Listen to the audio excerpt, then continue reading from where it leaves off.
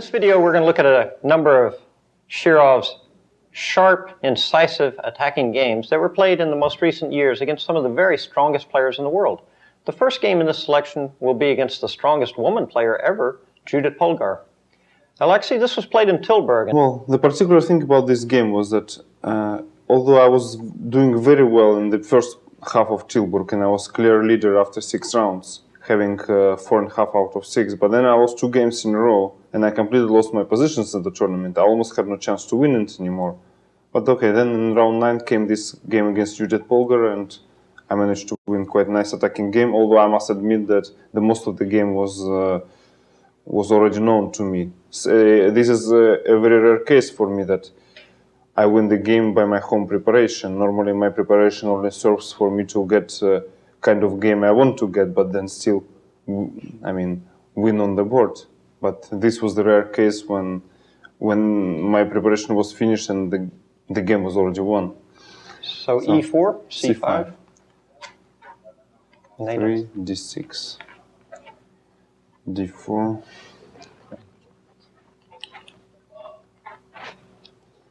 Knight F6, Knight A6. Well, as one may know that Najdorf Variation is one of the most popular variations nowadays. So I have already faced it countless number of times. And my main move in this position is Bishop E3, which I have employed the most of the times. But since I did not always have the success with Bishop E3, I tried to study other moves as well. So I also played many games with Bishop E2 here. So when I played Judit, I decided to go for this line, Bishop E2. I knew that she normally plays E6. The other move here is E5, which Gelfen played against me once. But E6 turns the game to Scheveningen system and in quite favorable version for white.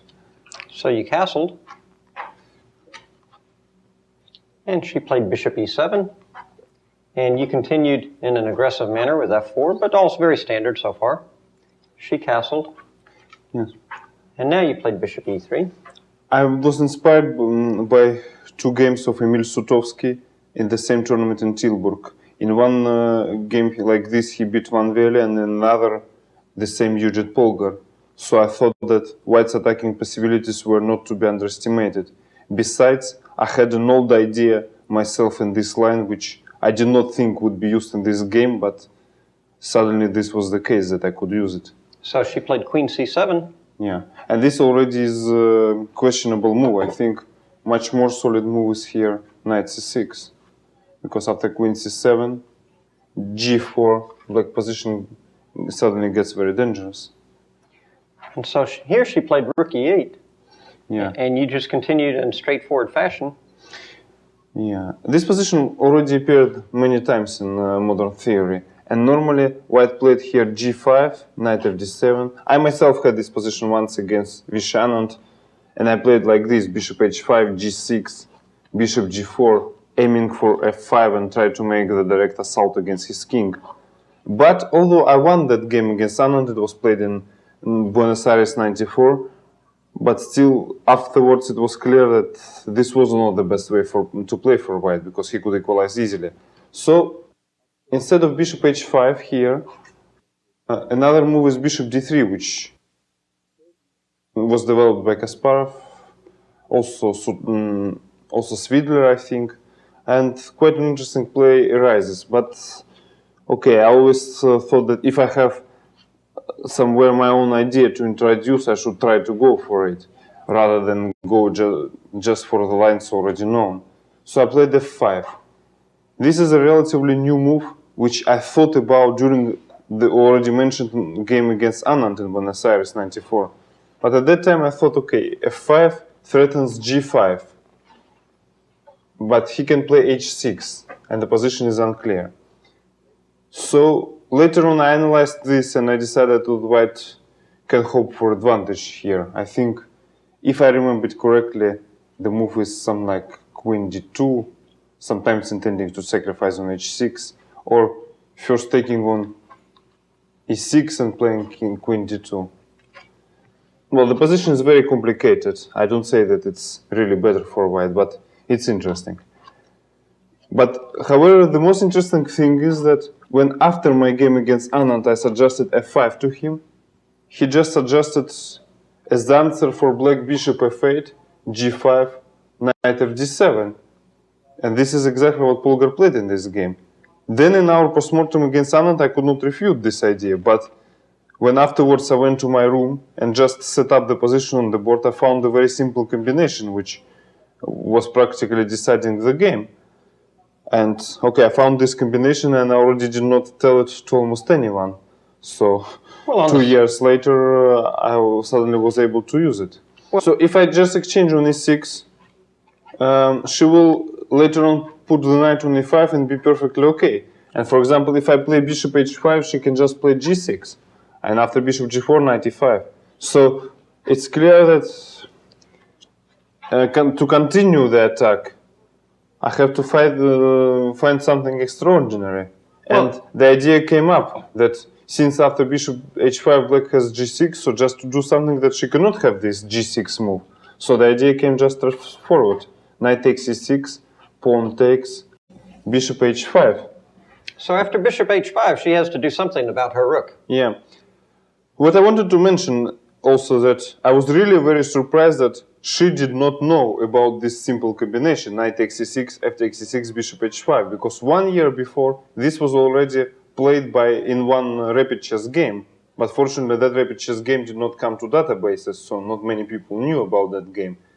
In that game, the victim was my actual trainer who was training me during last month, Mikhail Rechigov, Estonian Grandmaster, and he just told me that he was the victim of that, and I told him, come on, I've told you before this that this combination exists, and he said, really? I didn't remember when I played the game. So, okay, and then 1 year later, it was already 96, I was able to score the point with this. So the point of the whole combination is that I'm attacking the rook on e8. If she plays rook e7, then I play pawn takes, and she cannot take with rook on e6 because of bishop f7 check. And if she moves her knight to e5, for example, then I play knight d5 and I have total superiority. And after queen d8, I can just play bishop b6 and simply the black queen is trapped. So therefore, it's already very difficult for black to protect the e8 rook. One more possibility could be here queen d8, but still I don't take the rook immediately, I take first the pawn. Attacking the knight and keeping the pressure on rook. She cannot take again on e6 because of bishop f7 check, so she must play something like knight e5. And now I can play, for example, bishop f7 check, king h8. Well, here are many ideas, but I think the best one is simply to take the rook, and after queen takes e8, to play knight d5. She has bad back rank, and also the knight c7 threat is just inevitable here. So this shows that queen d8 did not work either. The only move in this position is g6, but then after f takes g6, I don't regain the material immediately, but I still have very strong attack because I already opened the file and she's not fully developed yet. All the pieces are on the two back ranks. So I have so many threats now. G takes h7 and takes the rook. So she has to protect her rook, first of all. So therefore, rook e7 is a logical move. You followed up with yet another sacrifice. Yes, because, well, I already mentioned this principle that when you're attacking, you must attack. And here, if you look at the possibilities to attack, there are not that many. Okay, of course, I could play something like g takes h7, rook takes h7, g6, rook g7, and then maybe bishop h6, but then she could build up some solid defense like knight e5 and not care about me taking her rook. Chess is a game where pieces play, but not the number of pieces. So I have to get against her king, and I have to get my pieces into the attack. So knight d5 really serves for that. And this shows a nice example of the relationship between time and material. So, of course, she pretty much has to accept this because you're attacking the rook, you're attacking the queen. Yes, and then if she gives the rook for the knight, she will be hopeless because she will not have pieces to defend her king. So for example, if a queen d8, I just take the rook, and after queen takes e7, I play rook f7, and then I take it on h7, and all the heavy pieces will come to play soon. So she's really forced to accept the knight sacrifice. So she took it. Queen takes d5. King h8. Here there were already many attractive possibilities for me to start with bishop h4 check, but I think I chose simply the best one. I just took the pawn on h7, threatening queen g8 mate.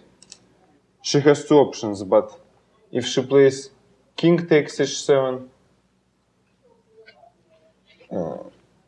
I think she loses rather quickly after rook f7 check. And simply all the white pieces are now in the attack. So it must be made in few moves.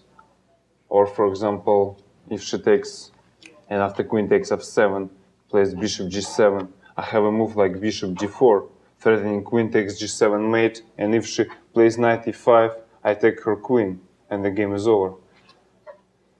So therefore after g takes h7, her only move is rook takes h7. And now there's an interesting moment.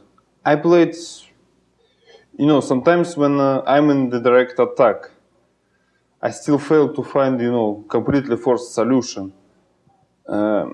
Because, well, there are many complicated variations and you can see them afterwards with Fritz and so on. So during the game, I have to look not only on the concrete variations, but also on basic things of the attack. And I realized that her vulnerable point in the position rook on h7, and if I place a move like bishop g6, she just cannot defend it by any means. So therefore I played bishop g6 just to get the decisive advantage later on. Well, the analysis showed that g6 was probably winning as well. After rook g7 I can play bishop g4, threatening queen h5 and bishop e6 mate. And after rook takes g6, I play bishop d4 check, and at the end, black just loses. For example, if bishop g7, I play queen h5, and if, for example, knight f6, I can play rook takes f6, and, well, there are not many options for black in this position. So the main line goes like this: rook takes f6, bishop takes f6, bishop g7, queen h5, king g8, queen e8, king h7. So she still piece up, but after bishop takes c8, she must take back the bishop on f6, and after bishop f5, white emerges with a decisive material advantage because of king g7, queen g6, check. No, you played bishop g6, which is certainly a pretty decent attacking move. Yes, g6 was probably winning, but bishop g6 is winning as well. And now she simply cannot move away her rook. Well, after rook g7, of course, you have bishop d4. Yes, and then she cannot play knight e5 because of rook takes f8. So in the game, she opted to sacrifice the rook on h7 and play bishop g7.